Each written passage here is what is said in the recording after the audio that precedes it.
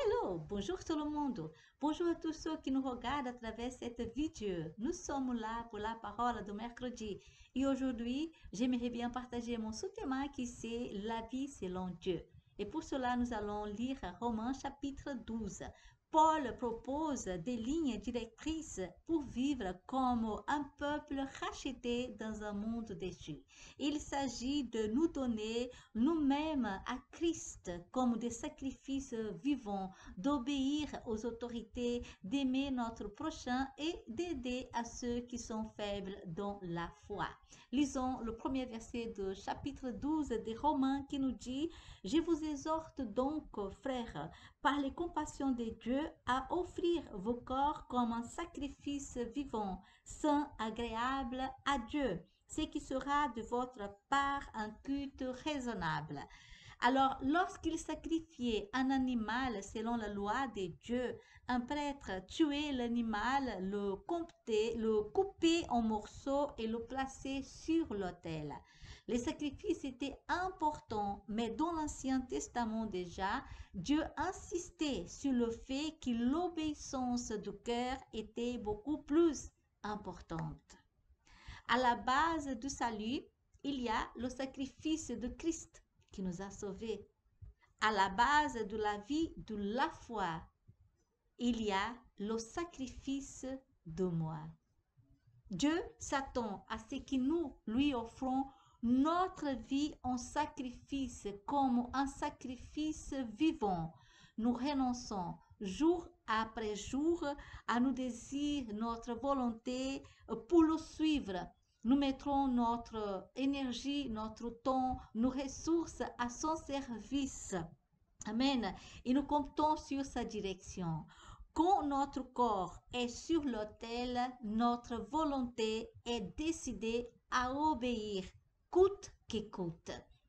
Et Dieu attend cela de nous en tant que nouvelle créature en Christ Jésus, en tant qu'enfant de Dieu. Lisons le verset 2 qui nous dit « Ne vous conformez pas au monde présent, mais soyez transformés par le renouvellement de l'intelligence, afin que vous discerniez quelle est la volonté de Dieu, ce qui est bon, agréable et parfait. » Paul avertit les chrétiens de ne pas imiter le comportement et les modes de monde qui sont généralement égoïstes et qui exercent souvent une mauvaise influence. Il dit, soyez transformés par le renouvellement de l'intelligence. Et quand nous lisons Tite, on va lire Tite 3, 5 et 6, et il nous dit, il nous a sauvés, non parce que nous aurions fait des œuvres de justice, mais en vertu de sa propre miséricorde, par le bain de la régénération et le renouveau du Saint-Esprit. Il a répandu sur nous avec abondance par Jésus-Christ notre Sauveur. Alléluia. Là, il confirme que nous sommes régénérés et que nous avons reçu le renouveau du Saint-Esprit.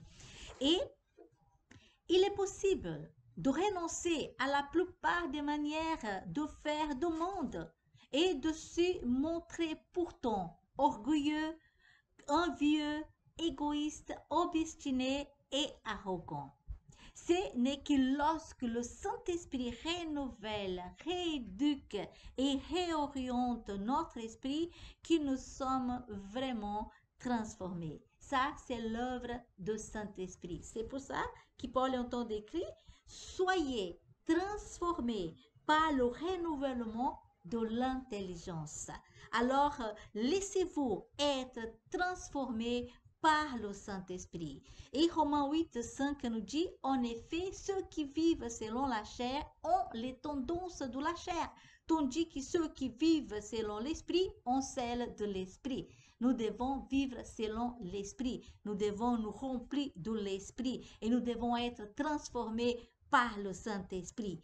Le renouvellement de notre intelligence se manifestera précisément en ceci, que je veux employer, je veux chercher maintenant la volonté de Dieu et faire de cela la règle unique pour ma vie, pour toute ma vie, c'est de chercher, de comprendre et de croître dans la connaissance de la volonté de Dieu. Et c'est cela que Paul avait prié pour les Colossiens. Nous allons lire la prière de Paul aux Colossiens.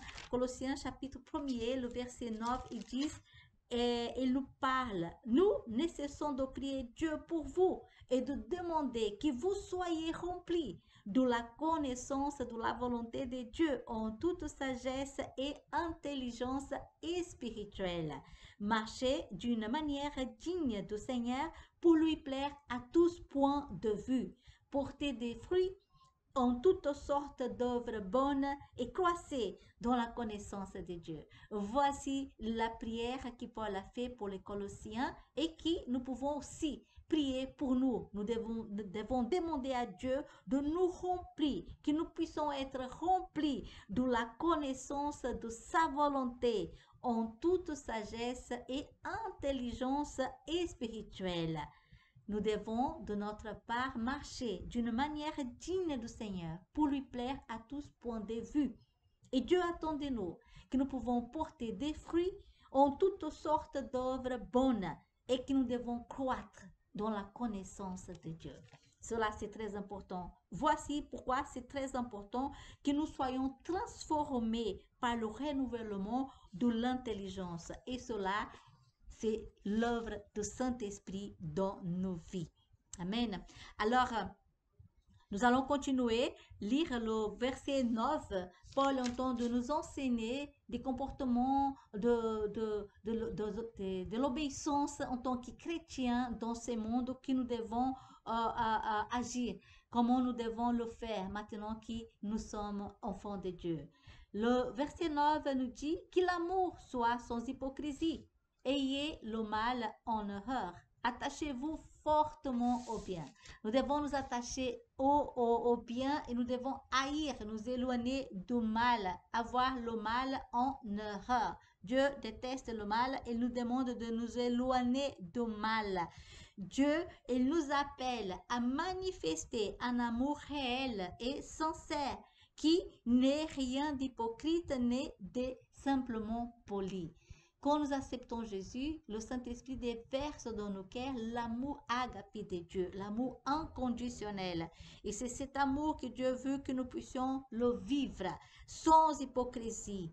Et le grand devoir, celui qui renferme tous les autres, c'est l'amour, à la condition qu'il soit sincère, qu'il jaillisse des profondeurs d'un cœur purifié de toute fausseté comme de tout égoïsme. Nous, en tant qu'enfants de Dieu, nous devons avoir notre cœur purifié de toute fausseté et de tout égoïsme. Un amour sincère demande concentration et effort. Il s'agit d'aider les autres, d'investir notre temps, notre argent et de nous engager personnellement pour le royaume de Dieu. Amen. Personne n'a pas assez de force pour aimer une communauté entière, mais le corps de Christ dans une ville peut le faire.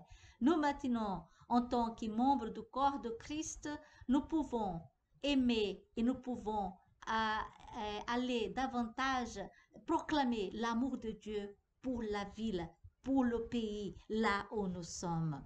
Romains 17 et 18 nous dit, ne rendez à personne le mal pour le mal. Recherchez ce qui est bien devant tous les hommes. S'il est possible, autant que cela dépend de vous, soyez en paix avec tous les hommes. Regardez combien cela est important. Nous devons toujours rendre le bien à ceux qui nous font de mal. Nous devons être prudents dans notre manière de vivre et nos attitudes extérieures doivent être d'accord avec ce que nous sommes à l'intérieur de nous-mêmes.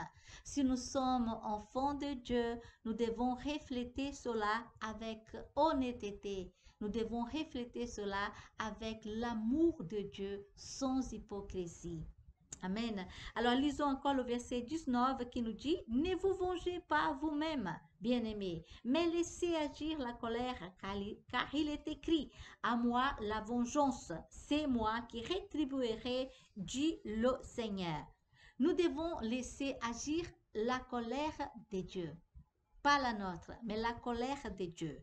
Nous devons laisser la vengeance entre les mains de Dieu, car il dit, à moi la vengeance, c'est moi qui rétribuerai. C'est Dieu qui va rétribuer, c'est Dieu qui va faire cela selon sa justice à lui, pas selon la nôtre, parce que la nôtre n'est pas bonne. Mais nous devons faire confiance à la justice de Dieu. Le verset 20 nous dit, mais si ton ennemi a faim, donne-lui à manger. S'il a soif, donne-lui à boire. Car en agissant ainsi, ce sont des charbons ardents que tu amasseras sur sa tête. En donnant à boire à un ennemi, nous ne sommes pas en train d'excuser ses méfaits. Nous l'acceptons, nous lui pardonnons et l'aimons en dépit de ses péchés. Exactement comme Christ a fait pour nous, n'est-ce pas?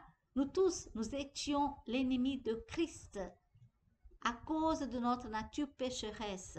Mais Dieu veut à travers nous que nous puissions exprimer, que nous puissions montrer l'amour de Dieu comme il a montré pour nous, qu'il nous a sauvés. De la sorte, il veut sauver aussi ceux qui nous haïssent, à nos ennemis.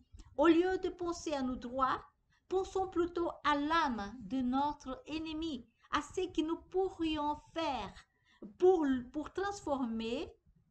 transformer dans un disciple de Jésus-Christ. C'est ça le but que Dieu veut, que nous puissions aimer et pardonner et même prier pour ceux qui nous haïssent. Seule la chaleur de l'amour pourra foudre la carapace de glace qui recouvre son cœur. L'amour vaincre toutes choses.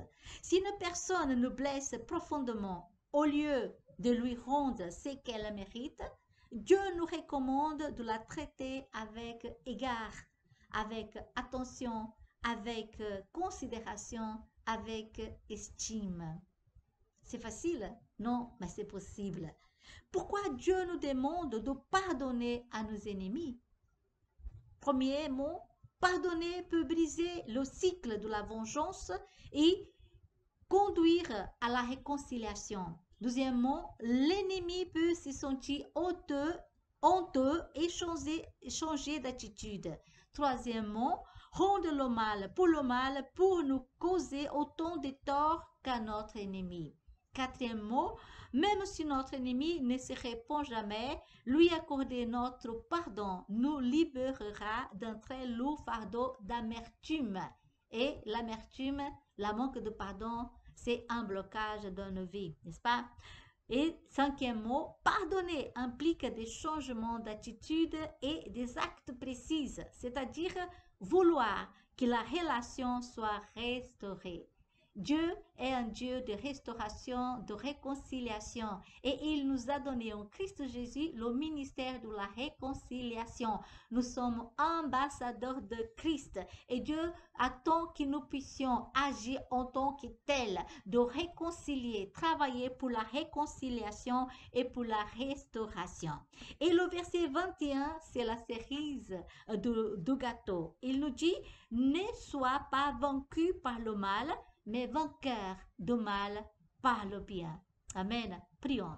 Seigneur, nous te disons merci pour cette parole qui a beaucoup nous édifié, Seigneur. Merci qu'elle continue à nous édifier, que nous puissions vraiment lire davantage ta parole, que nous puissions, à travers le Saint-Esprit, avoir le renouvellement de notre intelligence pour que nous puissions comprendre quelle est ta volonté, tout ce qui est bon, agréable et parfait pour nos vies.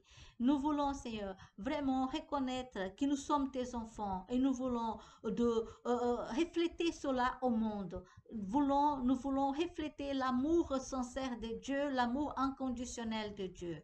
Aide-nous, Seigneur, à marcher d'une façon que nous allons te plaire à tous points de vue.